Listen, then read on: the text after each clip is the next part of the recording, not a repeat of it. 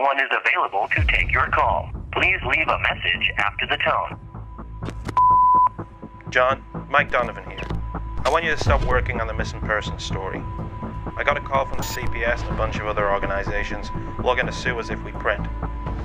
Just let it go, John. I'll talk to you later.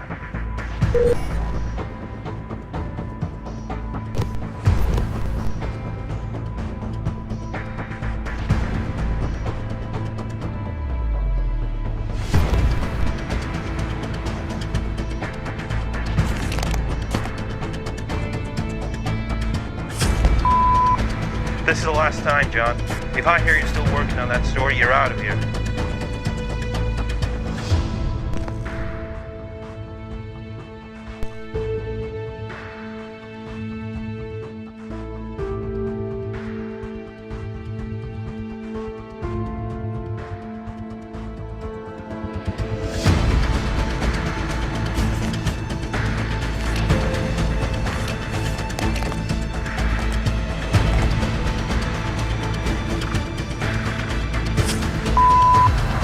I warned you, John.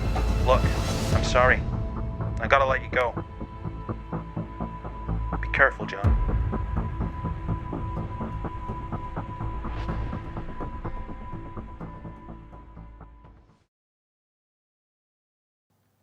In the United States, close to 1 million missing person reports are filed every year.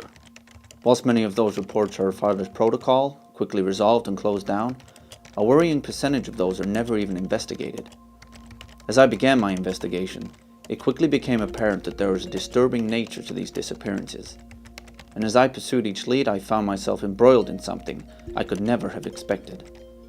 Little did I know that I would be contacted by a very covert, secretive individual who would blow the lid off what many of us believe to be the truth about our world. As you are reading this, you will not yet understand the very taboo nature of what we're dealing with.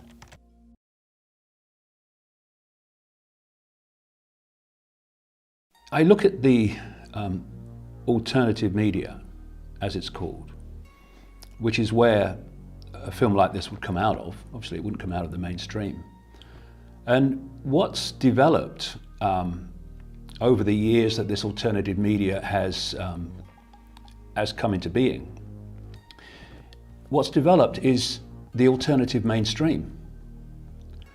And almost everyone has a here and no further point. And just because you are aware that there's a banking scam and a political scam and engineered wars, doesn't mean that your mind is open to the deep in the rabbit hole areas that will explain where all that's actually ultimately coming from. You will have people who will go so far, but then their belief system, their sense of credulity, will say here and no further. Well, I think it's like a kind of human archetype. Unless you're a small boy with frogs in your pocket, people don't like toads or snakes or crocodiles or alligators. Dragons sometimes are shown as friendly, often are shown as dangerous and fire-breathing and nasty, and they've got little eyes, and they are inhuman. They've got little slitty eyes, and somehow there's a part of that that doesn't resonate with us. To think that reptilians even exist, let alone that they're in some way controlling the populace and what's going on, just seems so far out there to the normal person with their programming and their paradigm and that type of thing. So I think it's just out of the realm of belief for them, just through their programming. The idea that life as we know it has only developed on this one planet, in this one slither of frequency, is ridiculous. But the human perception has been so programmed with limitation, with a sense of I can't, the sense of it cannot be, that it's left to very few, compared with the global population, to explore beyond that sense of can be. And that's why these films are not made in greater abundance. Creatures with large heads, with fur and big eyes, like the traditional puppy dog pictures that make us go, look, isn't that cute? One doesn't look at a reptile and think, isn't that cute? That basic human empathy just isn't there. What I do is I open my mind and I let the information be my guide, and that decides where I go, not preconceived idea. And unfortunately, preconceived idea, belief, whatever that may be, is the prison cell for most people, and that's why they don't go beyond it. I think there's a lot of ego involved in this subject, as there are in a lot of others, and that type of ego is infected ego, as far as I'm concerned. It's and the last thing these entities want is to be noticed. They want to be ignored, because if they're ignored, they can get away with it, you see. So you want to infect people and let them think that there's no such thing, and actually try and spread that there's no such thing, so that these things can operate in the darkness. This is programming, and David Icke talks about this, a societal programming wherein we are conditioned to hate and fear this subject so much that without something extra, without something more unusual happening to us to cause us to search for this darker truth, people will be inclined not to see it, even if it's right in front of their face, which is what I've experienced. And even people in my own family and people that I know very well and people who were interested in ufology, when they saw this, either didn't see it or became very upset about it. In the early 90s, when we were first learning about the reptilians, you tended to hear about cases of rape and situations like that, and almost like an instinctive fear that some people had in response to just being in their presence, just like a physiological reaction to them. So I think all of those factors, plus the bad reputation of snakes in Judeo-Christian mythology, has given them sort of a bad reputation, and that led to maybe a bit of a taboo in discussing them, but I don't think that the taboo is really necessary. The gentleman I will call X in this article has always refused to give me his name. Of course that was highly suspicious, but he was giving me important, and in some cases classified information. I felt compelled to continue my investigation, even though I knew what I was doing was very dangerous. I never really questioned the validity of what he was telling me. Somehow I knew it was the truth, no matter how uncomfortable that made me feel. Sometimes X handed me documents, photographs, or newspaper articles to follow up. Other times he would drop a name into a conversation, only giving me pieces of the puzzle. John, I can't just tell you what's going on. Those are the rules. You have to research this information yourself. I can give you places to look, people to see. Look up the work of Professor John Mack.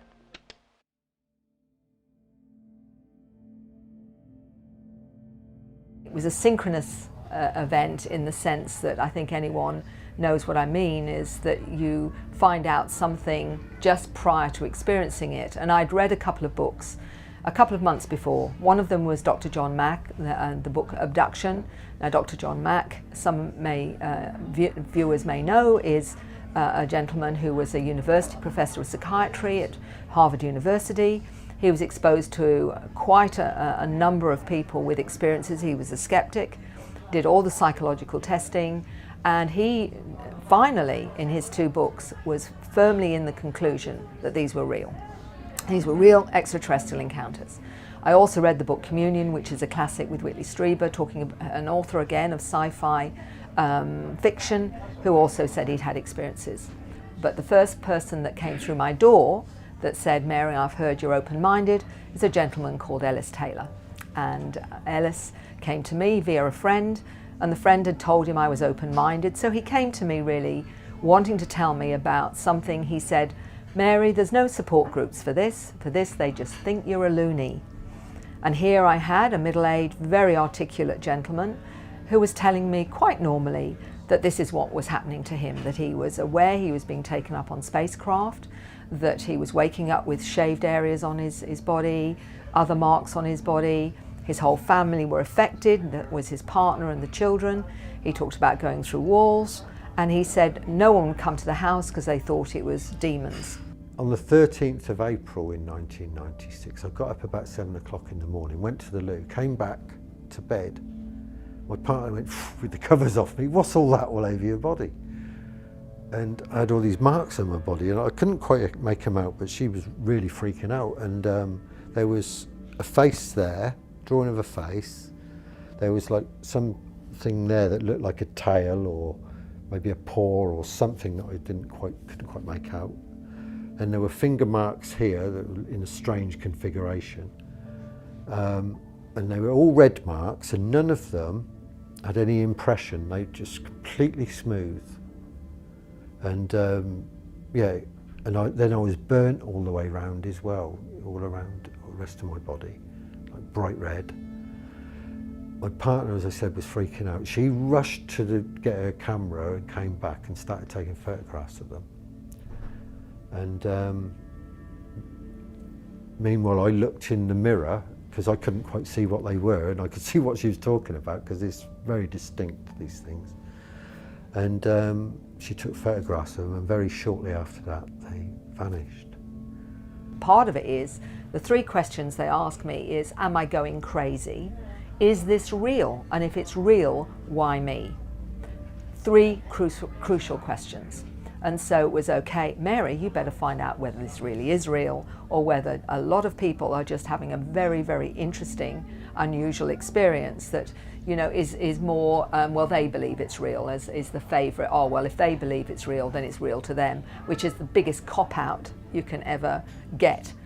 I started having experiences with greys 2012 and 13, like mid-2012, and it's continued now, but up to 2013 with major things that had happened, and I sort of got like flashbacks of seeing some of these beings.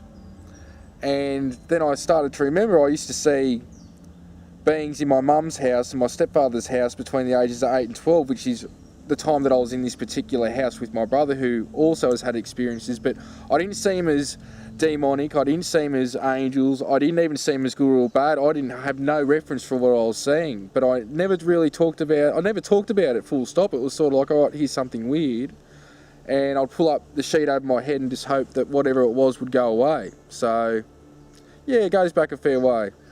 I'd contacted a lot of people for support or just to talk to about what was going on because I was in the thick of it. Mary was the first one to respond. What got me with Mary was, and later looking back especially, I could see how her intent for helping me out was pure, and it wasn't about showcasing me. It was all about me, support for me, my health, my well-being, and just to, you know, keep me grounded was the main thing that I needed. She's been there again since day dot. She's always there for me to talk to, no matter what, about how far out. As she says, the more weirder, the more wonderful for her. And I'm forever appreciative for her being in my life, just like many of us. And our friendship continues to grow, and it's gone in some weird and wonderful directions that I didn't expect. So yeah, she's a lovely lady, and I'll forever be indebted to her. What I was amazed to discover was many of those that had this experience, when they began to understand it, often their fear went, and often it's the fear of the unknown than what actually happened. And so I had to isolate, is it what actually happens that scares them, or is it the fact that they don't know what's happened? So that's two separate things. So in my whole panorama of those having experience, for example, only maybe 25 to 30% are actually traumatized.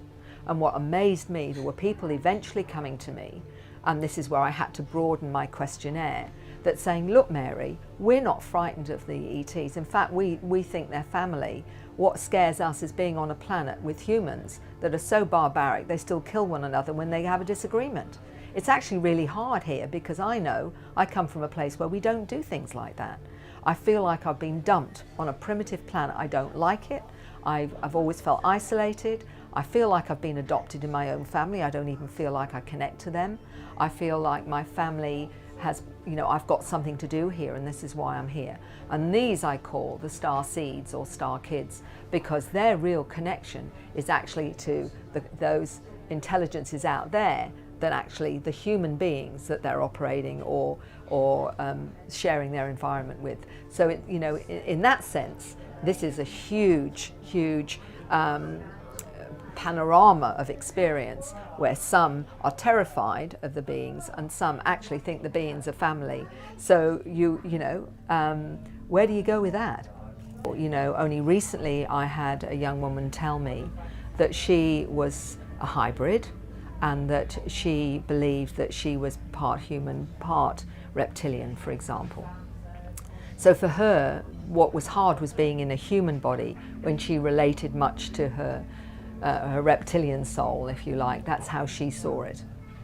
Others believe that their soul is from a mantid, which is an insect-like being. Some, the felines, the cat being, for example, they say their origins are from those places. So they relate to that particular form.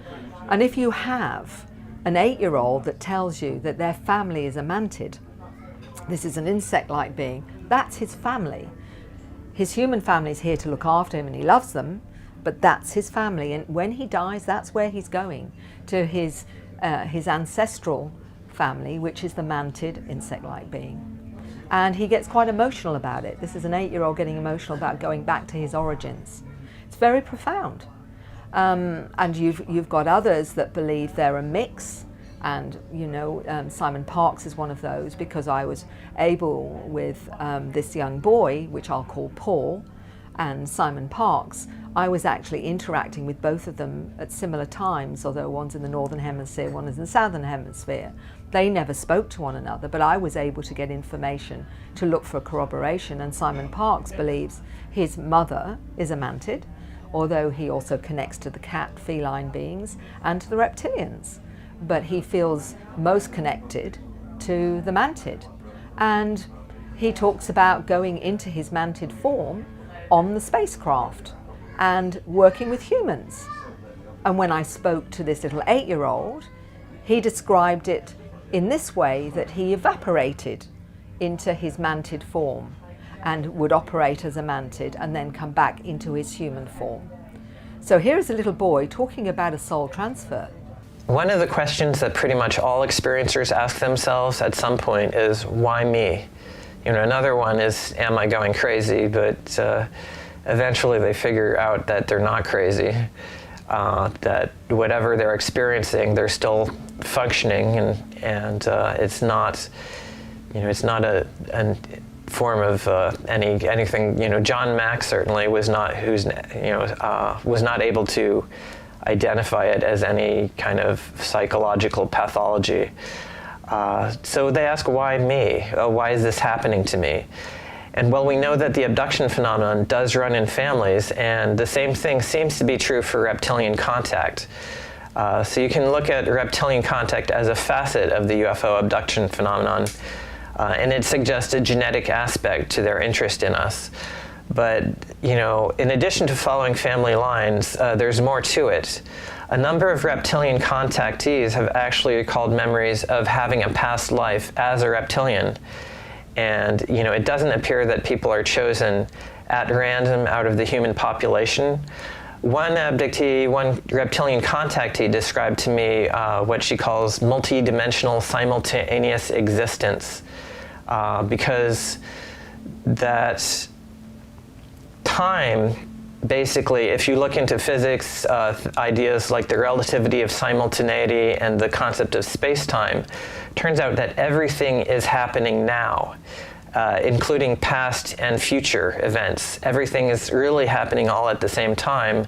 So past lives and future lives exist now. So what in reincarnation traditionally we'd think of as past lives, well, if you think of it as simultaneous multi-dimensional existence, those are really parallel lives. And there are situations, for instance, in dreaming, where consciousness can move from one these parallel lives to another, and that, you know, that explains why there is a connection between us and these other lives that we're living as reptilians, and it explains why some of the interactions go on.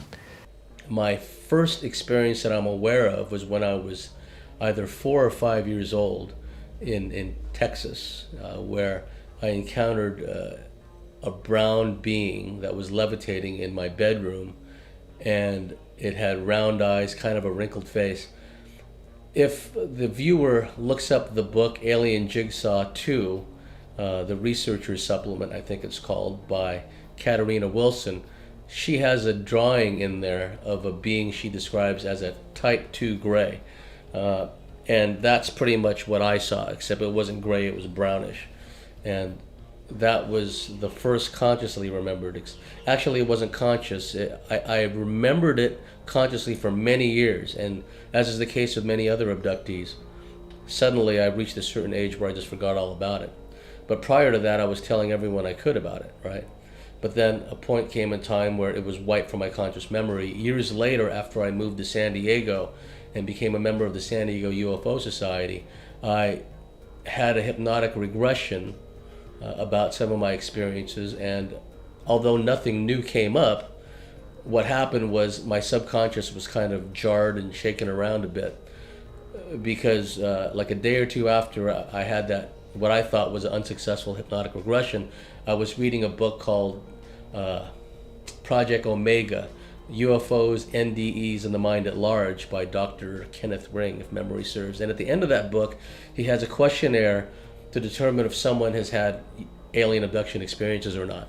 And I basically answered yes to like 17 out of 22.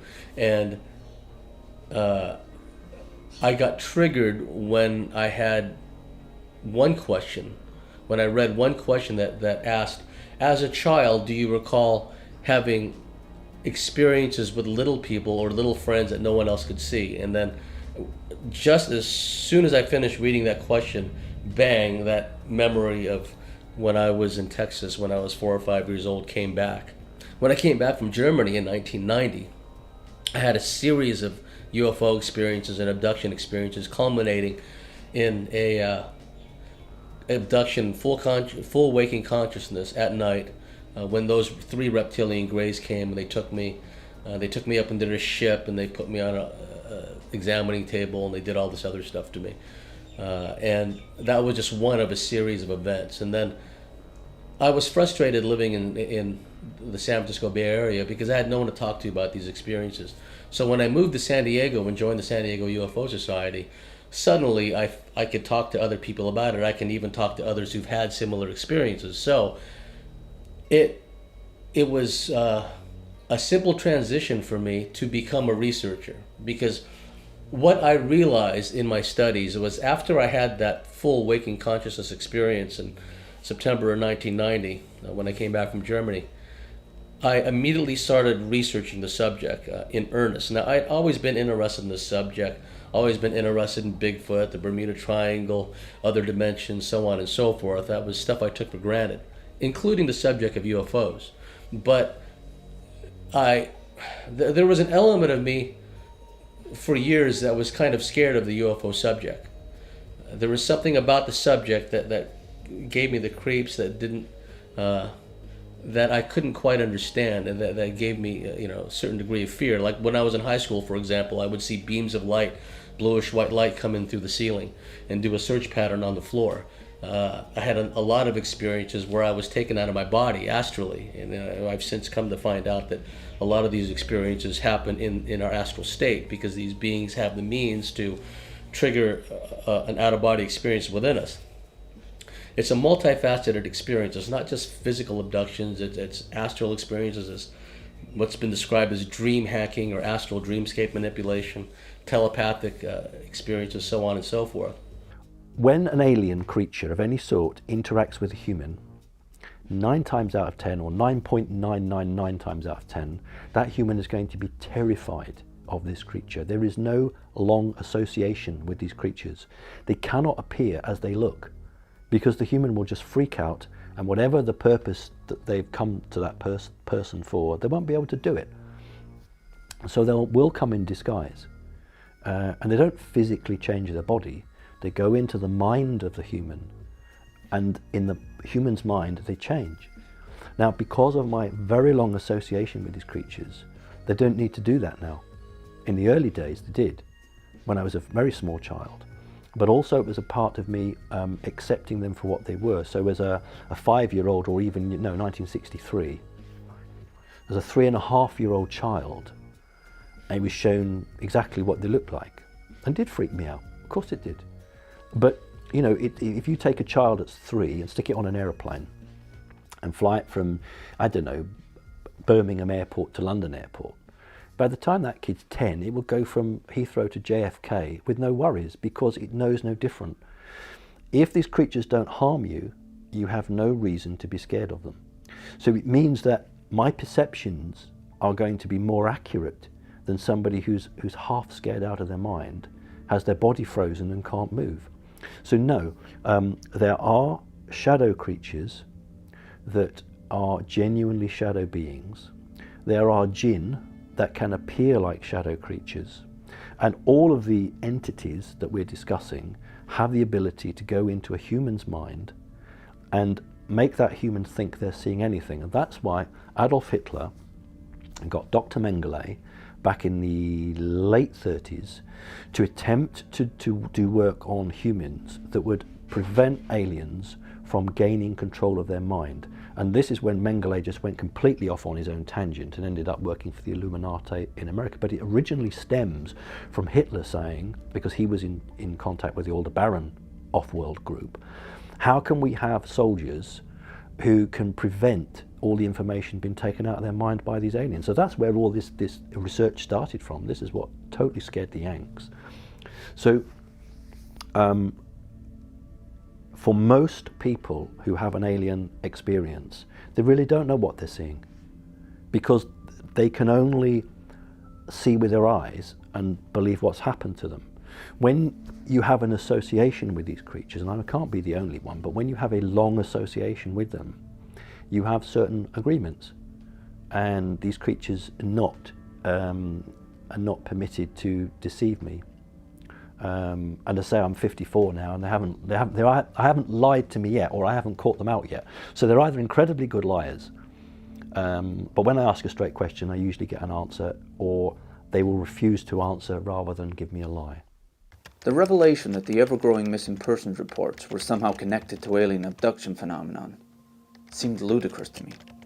There was something inside of me, an inert feeling to repel the information, and I didn't know why.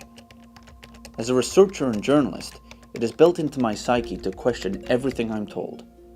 When I raised my doubts about this one evening in a taped conversation with X, I could never have prepared myself for what happened.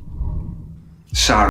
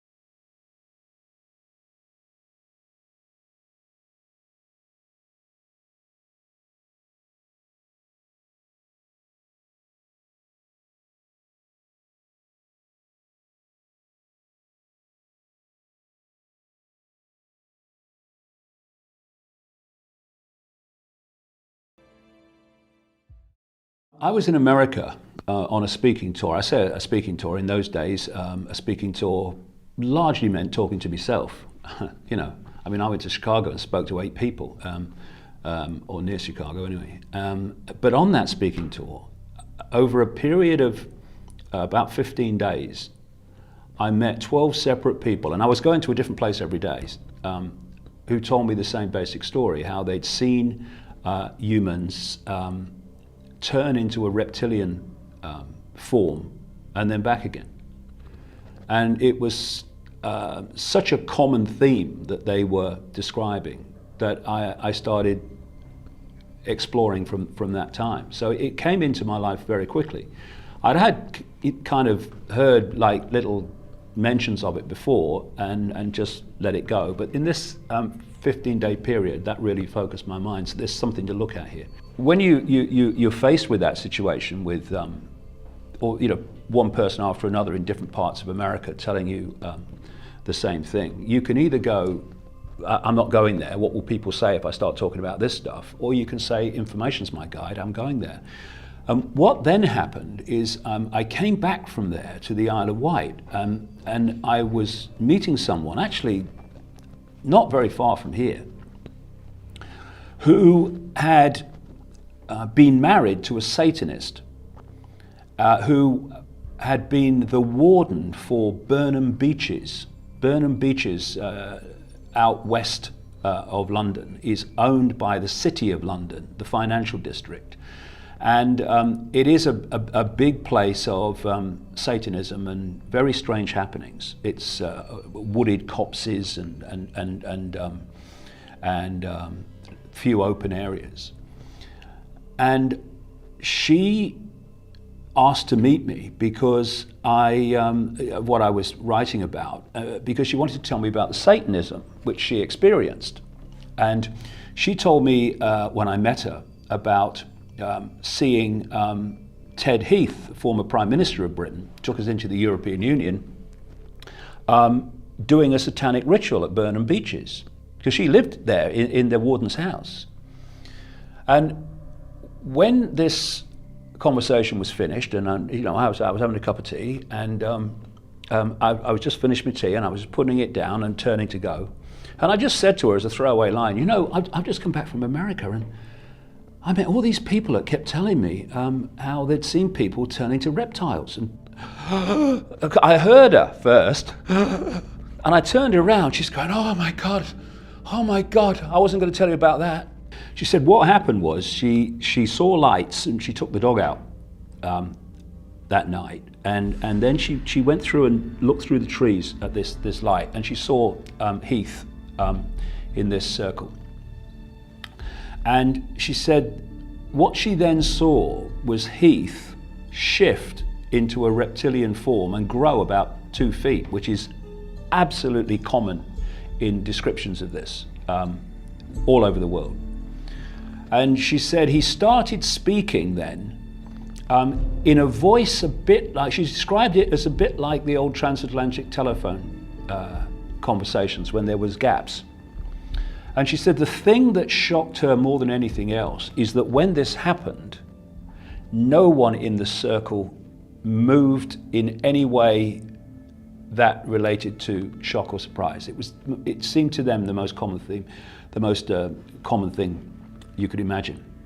And from the American experience, and that lady too, then the synchronicity of my life started bringing more and more information in about it, and more people with experiences about it. And that's been the way my life has gone in the last 25 years. A subject will come out of nowhere into my life, and then suddenly, bang, information about that subject's coming from everywhere. And that's what happened with the reptilian thing. There's a lot of people out there who are under the misapprehension that somehow all of this is promulgated by David Icke and nobody else, and this is absolutely not true. I was once privileged to sit at a dinner table with David Icke and Jordan Maxwell. David was on one side, Jordan was the other, and they started telling stories to each other. And I had a dictaphone in my pocket. Here's a piece of advice to any would-be journalists here who happen to be watching this. always have a dictaphone in your pocket. You never know when it's going to be useful to you. So I asked their permission, I put the dictaphone on the table, and then they were exchanging anecdotes with each other about reptilians like a tennis match. It was fascinating. And I'll just give a couple of those because they're more than interesting. I'll start with Jordan's story. I'll condense this as best I can. He was told this story by a grown woman who he knew personally about her experience when she was a small girl. And she came from an Air Force family and lived on a military base. And her father had the kind of job such that when the phone rang, sometimes he had 10 minutes to leave the house with a packed bag, and he might not be back for a couple of weeks. And whenever that happened, the protocol was that she would not be in the house alone for any reason. And on this one occasion, she begged her father to be left in the house. She said, well, I'm a big girl now, I can take care of myself, there's nothing to worry about. And her father demurred. And so there were guards on the outside of the house, and this was inside a secure installation, and so there didn't really seem to be a problem. She was in the house on her own. She was a young girl, she was 11 or 12 years old or something like that. And the story that she reports was this. She said that a reptilian being, a large reptilian being, emerged from the walk-in closet. The reptilian being was so tall that it had to duck to get out of the door of the walk-in closet. And as this little girl froze in terror, this creature floated across the floor towards her, didn't actually touch the ground. It clearly had designs on something that didn't seem to be very welcome to her. She ran to the bathroom, she locked herself in the bathroom, and she screamed and screamed and screamed as this creature clawed on the outside of the door.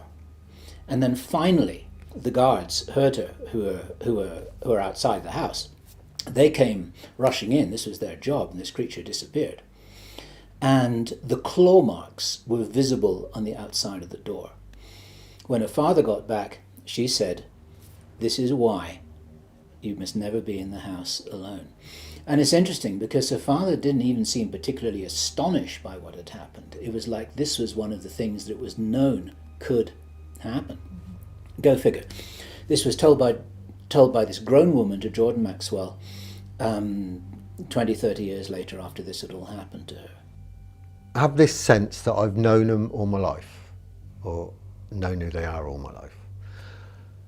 But, and I can remember past life stuff with dragons and things like that, okay? Which is not exactly the same thing, I know. But this particular time, it was during a 47-day experience that included that 13th of April thing. 47 days it went on for, right? Night after night, day after day, left with patterns and marks and finger marks and all sorts of things going on. But during that time, I was sitting in the lounge and wanted to go to the loo. And to get from the lounge to the loo, you had to pass through the corner of the kitchen. There was a door here, and then you went through a door there. As I went through that door there, just going to go into that door there, there was a reptilian standing there. It was tall. I mean, I didn't have a tape measure on me or anything, but it was a lot taller than me. And it was crouched like that. It was green. It had these kind of orangey slit eyes. It had a paler chest. It had like ridges and scales. But the thing about it was that it looked at me, and what I felt was from him was, oh shit, it's in me. Right? It was more kind of worried that I'd seen it than having any kind of negative intent towards me or whatsoever. And I'm on the move, you see, when I see this, and I'm just going to step into the hallway to go to the loo. And as I saw it, I was in mid-flight, so I couldn't stop immediately, so I went like that, came back, and it had gone. But the whole room was not the room. It was standing in the corner of the room, where the corner of the room should have been, but the room wasn't there. It was another dimension I'd walked through another dimension. I've had 3 experiences with the reptilians personally. The first one was late 2012. I was at home and I started to vibrate and get this ringing in my ears. And I was laying on the couch listening to the radio, and it got to a certain point where I had my eyes were closed at the time. I had a flash. At that time I sat up and stood up, and I was still vibrating, the ears were ringing, and all of a sudden I just got engulfed with white light, and I appeared in this cave, is the only way I can put it, and it was like a yellowish orange rock all around me. And right in front of me was what I perceived straight away was a lizard man, because I still hadn't at this time checked up on reptilians. I heard about it, I thought, who knows, And it was a yellowish brown colour. They were about 6'2", 6'3", there was 3 of them. 2 of them that were directly in front of me were about 6'2", 6'3", around the same height, and there was a small one about 5'5", and it was the same. They had these things protruding from here. The eyes, the nose was a bit down and the stockier, and they were stocky, like muscly, stocky looking dudes. At that point, basically the main frame of what had happened was I was told by the reptilian in front of me that they're breaking up to factions basically, and that they want ascension too. This group. And I'm just thinking, why are you telling me? And they said, this particular being in front of me said, because we want you to tell your people, put it in your book. And I was writing Operation Starseed at the time, and I'm just thinking, this is just what, at this time, while this is going on to my left, about 50 metres in the distance, and this cave would have been a few hectares big, like a city block or something big, but I couldn't see any entrances. I'm assuming down further to my left there was an entrance, because there was a flying saucer with a grey walking around it, and it had a bigger head than the normal ones I had seen before. So while that's going on 50 metres away to my left. And to my right, I noticed a screen. It was 5 metres by 5 metres, I assume. That was the diameter. And it was like a flat screen. If I looked at it, I didn't see anything. But if I looked at it in my peripheral vision, I could actually see a 3D hologram of the Earth coming out of it. And what I assume was fault lines and earthquakes zones and that were sort of marked out on it. I won't go particularly to what colours I saw on it and stuff, because that's just a little thing that I've kept for me, if people ask me. Around that time, a white light engulfed me again, and I appeared back at home in the lounge room, standing where I'd been previously. In the high desert of Southern California, me and our team were doing what we call reptilian stakeouts. One of our friends, a female MyLab, in the high desert of Southern California in the Victorville, Barstow area, was having frequent reptilian experiences. The reptilians were entering the house through a number of portal entries, one of which was in the children's bedroom. And this goes back to the lore about the boogeyman coming out of wardrobes, coming out of closets. That this is the basis for that, is that these entities, not just reptilians but other beings, they create these interdimensional energetic portal entries, which allows them, whether they're in our plane of existence from another dimension, or hovering in some spacecraft somewhere, they enter through these portal entries. And in the children's bedroom, there was this portal entry in the closet, the wardrobe, as they call it in the UK and other places. And me and my colleagues would do what we call reptilian stakeouts, where me and a MyLab buddy would flip a coin, and the winner would sleep on the bed, and the loser would sleep in a sleeping bag on the floor. And then the next night we'd alternate. And on one occasion, I woke up to find this large 6 foot tall plus reptilian, very robust, very large chest, very large biceps, very large muscles, looming over me as I lay there. I was immobilized, and I tried to call out to my friend, but I couldn't even manifest a squeak. It was like the power of speaking had been taken from me momentarily. And this being radiated this negative energy, which I liken to when some of the big cats in our world, when they emit a roar, the roar reverberates in the chest cavity of, say, a human being, and effectively paralyzes the human being, and then the tiger, or whatever the case may be, can then attack and devour the person. Well, these beings, some of them, they emit a very negative energy, which makes one's skin crawl, and which induces paralysis. So I lay there for what seemed to be a long time while this thing was looming over me.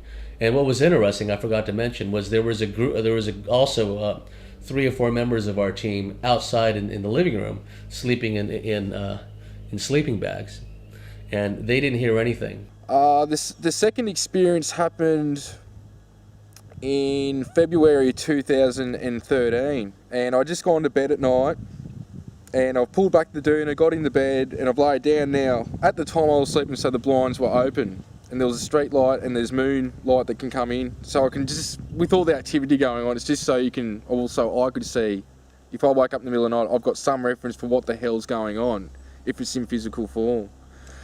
And I didn't feel alone. All of a sudden, I opened up my eyes, and like about 1.5 foot, 2 foot from my head on my right side was this huge eye.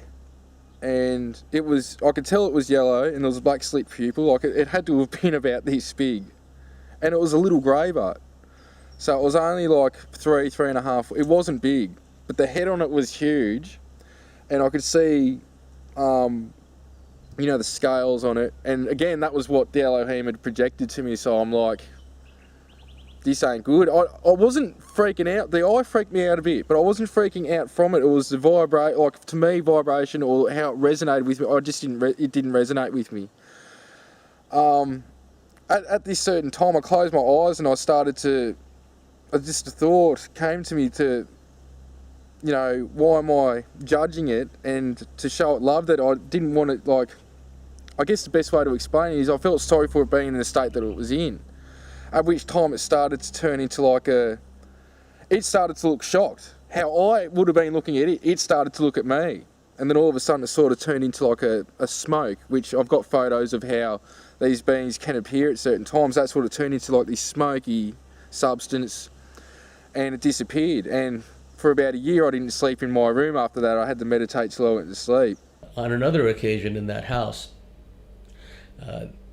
there were different reptilians, basically all of the same species, but in different stages of maturation.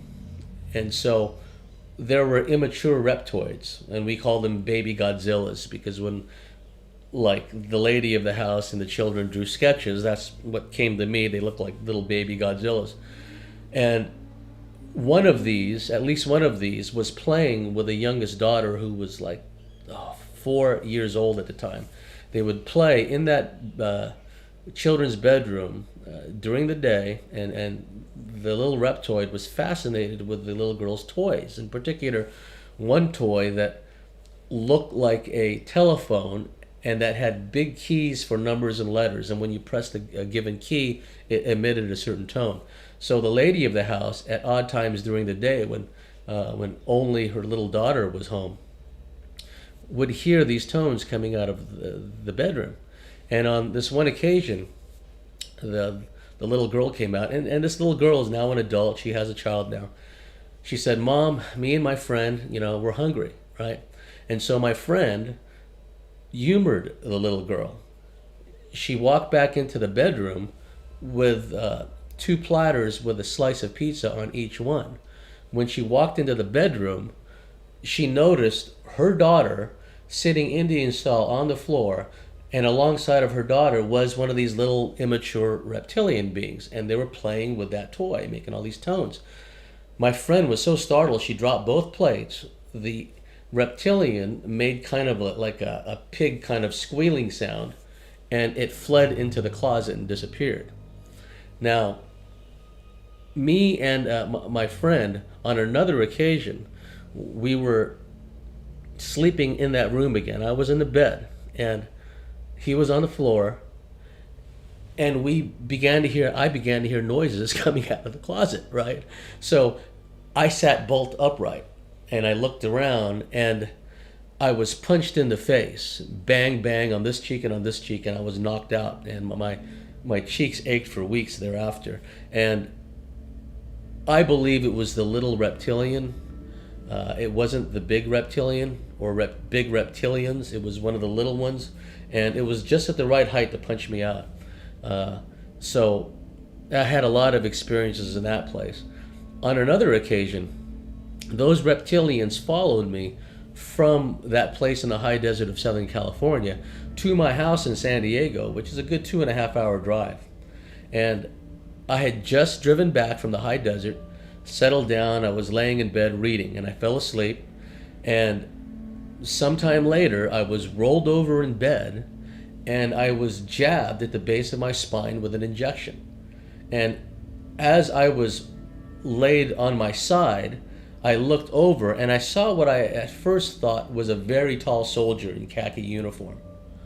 And then I saw something swishing around behind it. Later on, in hindsight, I realized it was a very tall reptilian that just happened to be brownish khaki colored.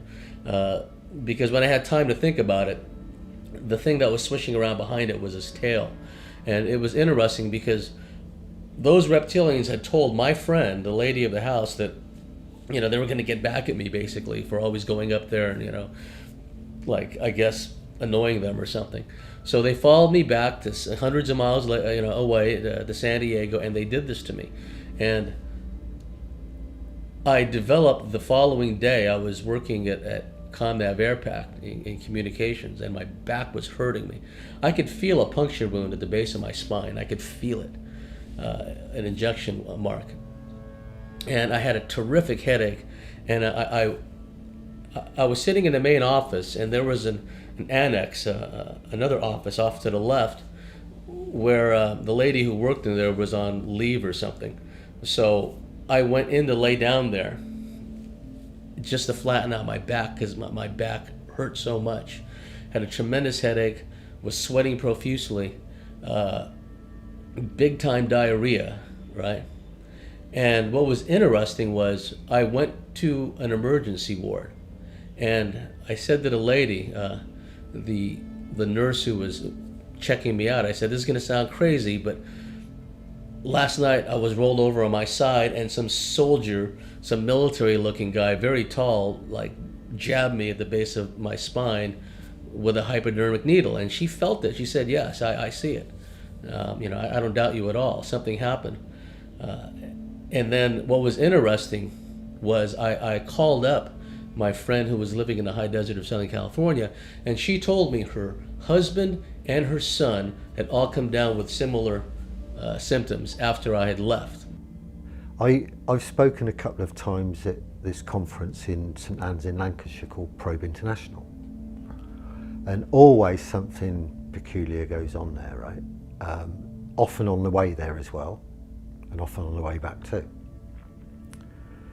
Now, when I left to go up there, I went with a friend, and I knew that I had two etheric or ethereal bodyguards. They were reptilian, dressed in armour, and I have a few guardians, but this is two that were with me. Big, powerful. So I knew that they were going with me for some reason. They wouldn't have come for no reason. So anyway, I get to the conference, and this guy comes up to us and he said, oh, would you and your mate take part in this demonstration that I'm giving on the stage? I said, what is it? He said, well, what it is transfiguration. Now, transfiguration is, you look at people, but I do it naturally anyway, but this is what he's telling people to do. You look at people and you look slightly out of focus to the side of them, and you can see them turn into something else, okay? And he's doing this thing as a presentation. So he's got this huge white sheet or something up on the stage, and he's asked a few people to stand up on the stage in the audience, see if they can see anything with that person, or if they change into somebody. So I'm up on the stage, and people are calling out from the audience, I can see so-and-so with so-and-so, and this woman shouts out, that guy in the white shirt, which is very that guy in a white shirt, he's got two huge reptilians either side of him. She'd seen him. I'd just taken my mum and a couple of friends out to go and see the crafts. I got told basically earlier that day that the crafts would be about, that I could take mum out there to show her, and mum hadn't seen anything up to that point. And it got to a certain point in the night where a crafter came down that low, just basically above Gumtree height, about the size of a house. And mum ran to the car door and she tried to open up the car, and she's like, we've got to go home. She freaked her out, she thought they were going to land. So I said, no, you've got to see this stuff, because I know you believe me, but you're definitely going to have something to go by, but I needed her to see this and go, all right, this shit's, this stuff's for real. So we went back into town at that point because she freaked out. Dropped her off and another friend, and my friend who was staying with me at the time, Carol, who came to visit, we decided we'll go back out. Now at that time at home, she got a thought that we shouldn't be going back out, and so did I, but we didn't say anything to one another, which later on I said, if this happens again, let's tell each other. So we drive back out of town to where we were seeing the crafts, or where I'd told to go, and as soon as I got out of the car, she got out of the car too, and we walked around to the back of the four-wheel drive to get out the equipment. And as soon as I'm turning to pull up the back of the boot, there was one of the Draco reptilians. It was basically behind Carol on an angle. Now at this time it was phasing in and out like a distortion, how would you say? It was sort of be like a hologram tuning in and out with static, and it was coming in and out. And straight away I just said to her, get in the car. I got into the car. At that time, this would have only been 10 metres away. And it had horns, it's got the wings. I couldn't tell you what colour, but when they were projected to me, they were yellowish brown colour. Big, like maybe 8-9 foot tall, something like. It was big, but it was only 10 metres away, and in the distance, maybe 150 metres away, is a street light out there. It's the only light in the whole area because it's out of town in a swimming area, like where people take their boats and their kids and have picnics. So because of that, I sort of had a good reference to see it. Even though, usually you can see stuff with the shadow dudes in the dark, you can still get something. But when we hopped in the car at this time, the lights on the interior, on the speedo, on the dashboard, and the outside lights all turned on at different times. They were all, it was like a disco of lights. No reason for it to be happening, and I'm trying to turn on the car, and after some time I just sort of blasted it with love in my mind anyway, and it got a little bit more intense, and then I did it again. Then all of a sudden, like in my mind, it's just like, just start the car, and the car started at that time, so I've reversed out, floored it out of there, and got on my way. Now I haven't got, really messages from the reptilians or anything like that. They seem to have been put in my way, and it's like I'm a beacon for them in some ways, because once I think you're awakened to a certain point, things will come through and they'll pick up on your thoughts. So they're the three experiences I've had with reptilians. One incident that I haven't told many people about was just about 3, maybe 4 years ago. I went to Australia and I went through Heathrow, and almost everybody in this, well, not obviously, but lots of people at Heathrow were shape-shifting. there were reptilians walking around everywhere, right? Now some of this can be you decoding something about their aura, but other times it can be you're decoding what is really there rather than what their emotions are projecting. And I've had that instance in Macquarie Shopping Centre in Sydney as well, where nearly everybody there is looking like is a reptilian, and full on, and they're much taller than they are as humans, and they're much bigger and much more powerful looking, and big tails and all the rest of it.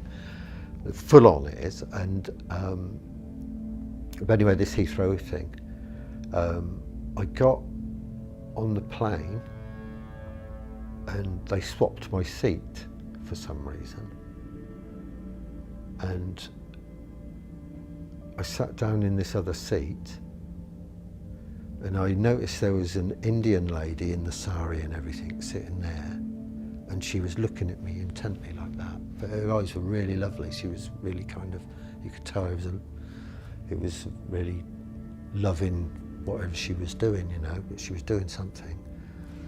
I saw this guy in a seat in front of me just to look along. He rose up and turned into this huge reptilian, right, really aggressive. This air hostess came to me, and this don't happen, does it? She knelt down next to me, she put her hand on my knee, and she was going, "We're going to look after you. Everything will be all right." And then this Indian lady, I heard this voice in my mind, and it was definitely coming from her. And she said, "You are a golden child and very special. We are looking after you." And I thought, what's a golden child? I don't know.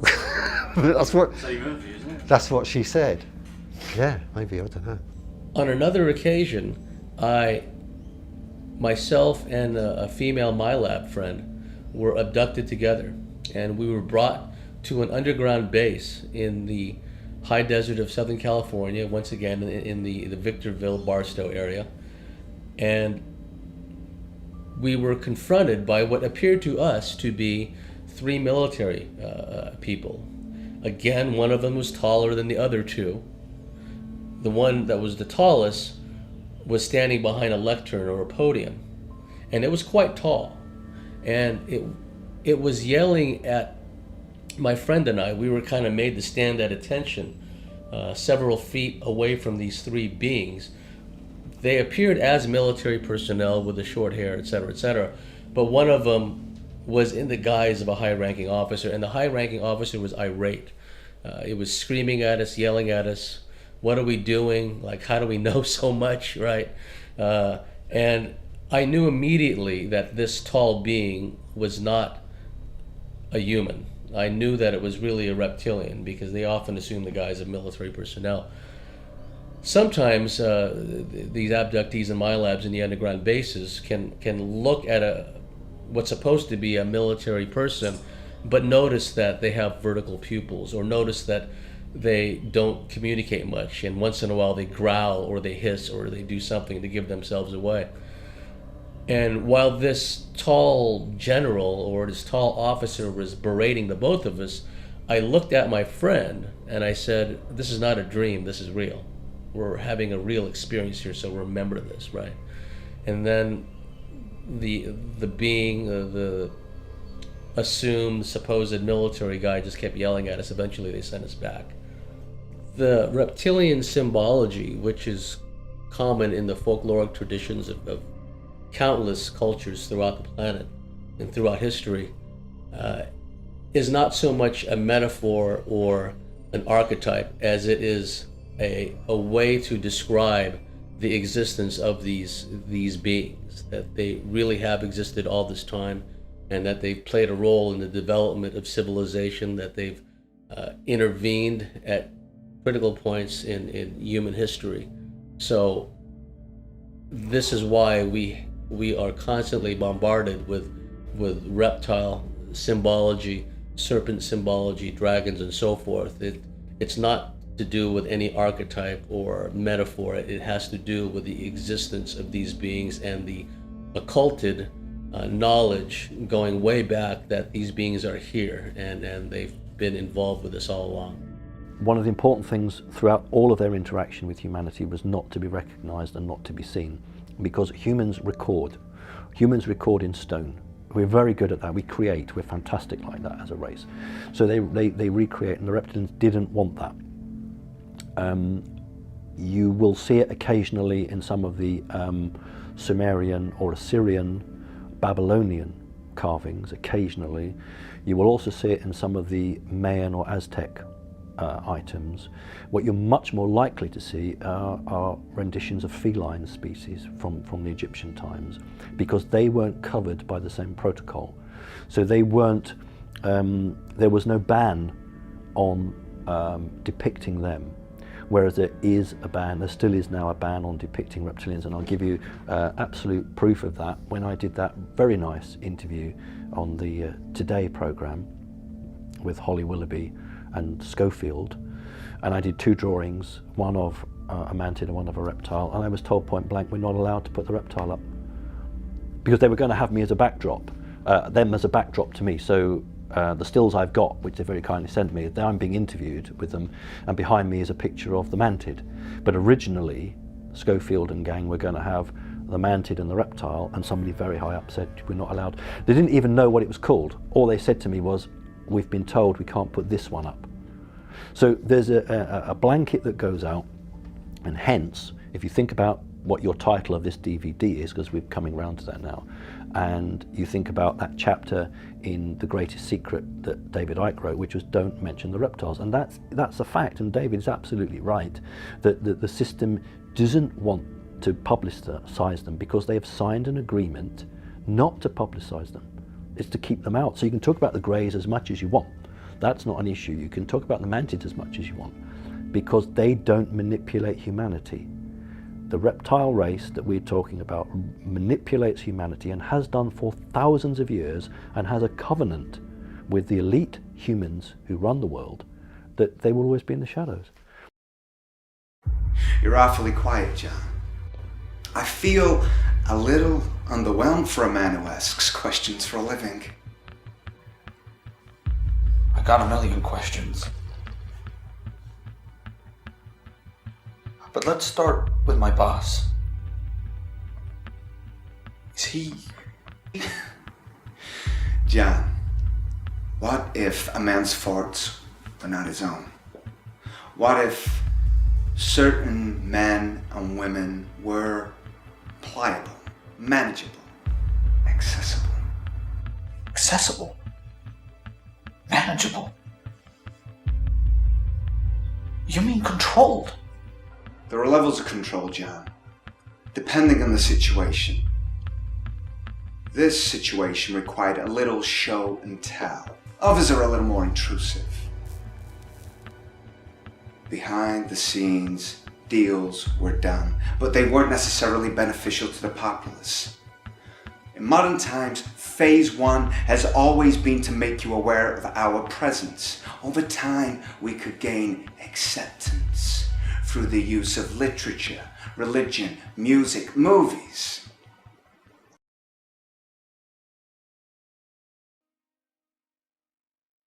If you look at 2 themes of movies in recent times, and some of them not so recent times, but there's a big theme now, and I don't go to the movies very much because it's all bloody violence and stuff like that most of the time, but if it's for my research, I'll obviously go.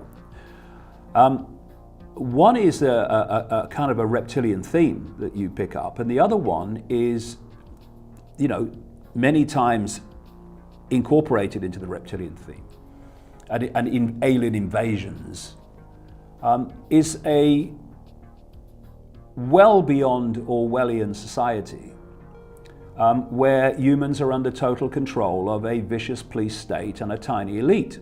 As far as movies and media being possible leaks to the truth about non-humans, or in particular the reptilians, I think this is certainly possible, and I think that there are several movies that stand out in my mind as being movies that might be leaks. Well, in particular, Stanley Kubrick's Eyes Wide Shut, for which I think that he was murdered. He was warned not to publish it, and he said, to heck with you, and he was killed shortly after the release of the movie.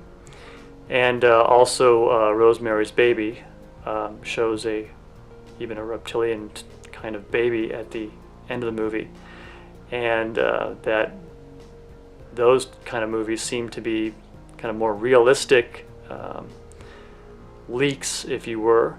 And then you have John Carpenter's They Live and The Thing and Aliens, which I think are all possible relevant information or visions, you might say, inspirations for what's really happening. I think if you look at John Carpenter, the creator of They Live, if you look at his movie-making history, which includes Satanism and horror and what have you, this guy has at least some knowledge of what's happening. And I had to laugh. I said this in a book once, years ago, and someone wrote to John Carpenter saying what I'd said. And he wrote back to him, I saw the letter, saying, no, it wasn't. The aliens, inside the people, I was symbolizing the Republicans. And you go, yeah, John, all right, yeah, okay, you were, yeah. I mean, anyone who's seen They Live will laugh at that. And I watched They Live about 4 or 5 years ago, I think, on the internet, on YouTube, and I watched it on there. Now that is so real. What I found in life is that very often the things that I find distressing or are distressing for me at the time, I don't watch. I don't know why, but I don't watch. People say, oh, you should watch this, and I don't. And then it comes to a point where I feel that, yeah, okay, I'll watch that or I'll read that. And I will. And then I know why it was I didn't watch it before. I wasn't ready to sort of integrate that into where I was at the time. But and They Live are so accurate. So accurate. They Live. It's classic. And that time back too, where you have a small number of people who are actually not what they seem. They look human to people in everyday life, but when the guy put the sunglasses on that allowed him to decode reality on another level, that was the symbolism of it, he saw that they actually, behind the human form, they weren't human at all. And they were the people in power. They were the bankers, they were the politicians, they were the president, they were some of the police. Also, when he put the glasses on that subliminal level, he could see all the subliminal messages all around him, telling him to stay asleep, to not question, to obey authority.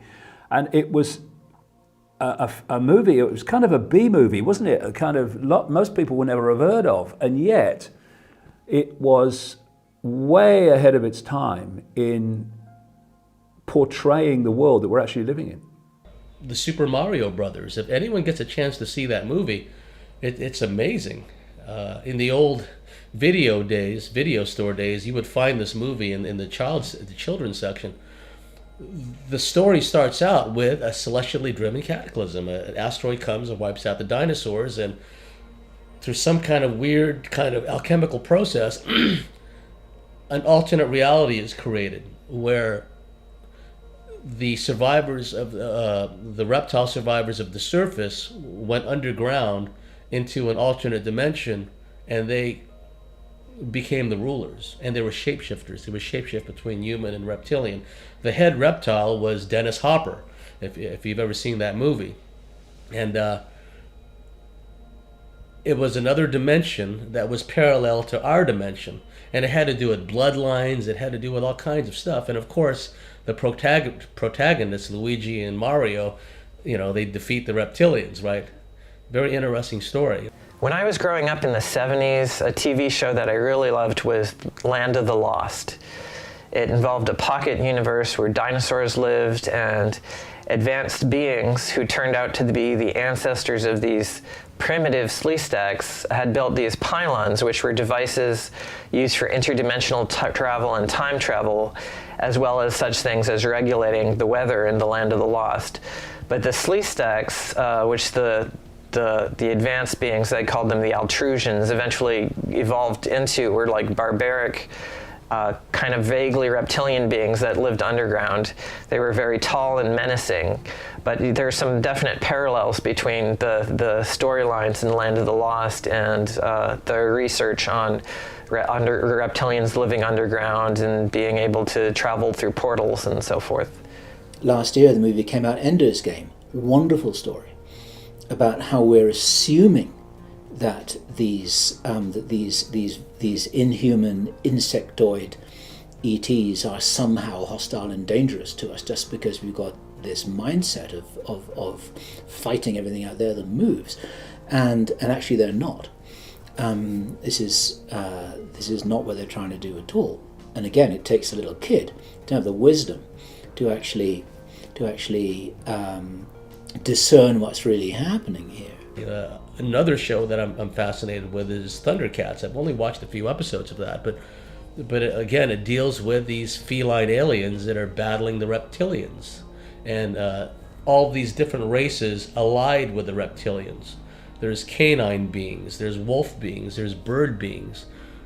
Some are aligned on one side or the other, and some want to be neutral. And many of these different ET races are depicted in the Thundercats cartoon. Fascinating. I wish I'd seen it when I was younger. Another show is V, the original V, that shows these human-looking aliens coming in huge craft, but in reality they're reptilians, and they eventually can gain control of politics, the media, and everything else. And then a small band of resistance fighters develops, led by a woman. And there's a lot of metaphorical, metaphysical truth behind that, because some of the best spiritual warriors I've found are women. They're heart-centered, they have all these abilities, they don't operate from a place of ego, and they don't need accolades, they don't need fame or fortune. They tend to operate, the real players tend to operate on their own, under the radar. And many of them are women.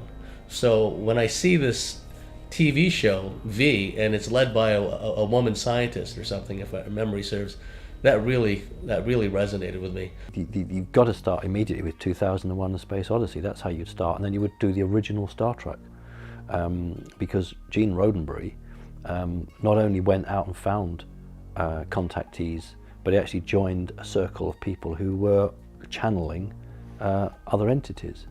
So these people, either as directors or producers, either have direct knowledge, or more likely it's a give and take with the security services. The security service will say, okay, you've done us a favour, here's an idea. It's not really an idea, it's something they know, but they're to run with the idea. Where it's become insidious, and that's why I'm a bit unwilling to help you out with this too much, is because they will use the media to play out an agenda for them, to test its reaction on the audience. And the first time that occurred was in 1938. Was it 38, when Orson Welles did his War of the Worlds? What people don't know was that was all orchestrated to early sort of focus groups to feed back on what the situation was. Now, it actually wasn't panic, as the media was told. There was only a small pocket of panic, but they wanted to create panic, so that's why all the mainstream media said there was mass panic, because that was the argument. That's why we're not going to go public with what's happening. What is happening, I would suggest, is that subconsciously, because there are so many with the same theme, it's laughable. Subconsciously, the human mind is being made familiar with something that if it wasn't made familiar with subconsciously in this way, when it is revealed, people would be in a massive state of shock, whereas they're bringing it in slowly. So what they're doing is that on one level, they are preparing people to be familiar with and therefore be far more likely to accept without resistance the very Orwellian society that's being brought in by these reptilian hybrid bloodlines, because this archontic force has been working to manipulate human society over these, what we call in our version of time, thousands of years, to reach this point where they can take the whole thing over and turn humans into a slave race. Now, this is interesting, given what I've talked about in terms of this archontic reptilian force cannot create itself. It has to piggyback that which is already created. It cannot create the Orwellian society. It has to manipulate us to do it. They have to let us know what they're doing or what they're going to do before they do it. It's kind of like a rule of the game from their point of view. And if you see it this way, it gets them off the karmic hook. What I mean by that is that